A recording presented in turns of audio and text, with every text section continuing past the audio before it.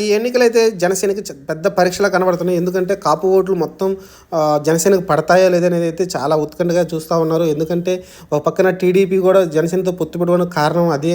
ఎందుకంటే కాపు ఓట్లు తూర్పుగోదావరి, పశ్చిమ గోదావరి ఏదైతే కోస్తా జిల్లాలో ఉన్నాయో, కృష్ణా, గుంటూరు ఆ ఏరియాల్లో మొత్తం ఓట్లు మరి జనసేనకు పడతాయో లేదో, పడకపోతే మటు ఖచ్చితంగా టీడీపీ దెబ్బ పడుతుంది. కాబట్టి వీళ్ళు తీసుకునే 20 సీట్లు 30 సీట్లు ఖచ్చితంగా వీళ్ళు కనీసం 70% సీట్లు గెలవాలి. అంటే ఆల్మోస్ట్ 20 సీట్లు 15 సీట్లుగా గెలిస్తే కానీ అప్పుడు టీడీపీ అధికారం వచ్చే అవకాశం లేదు. కాబట్టి ఇది కావాలంటే ఖచ్చితంగా కాపు ఓట్లన్నీ గుత్తగా వచ్చి జనసేనకి అలానే టీడీపీ పొత్తుకైతే పడాల్సి ఉంటాయి. కానీ హరిరామ జోగయ్య అయితే సంచలనం రేపుతున్నారు. మన సైలెంట్గా ఉన్నారనుకుంటే మళ్ళీ ఒక సంచలనంలో లేఖ రాశారు.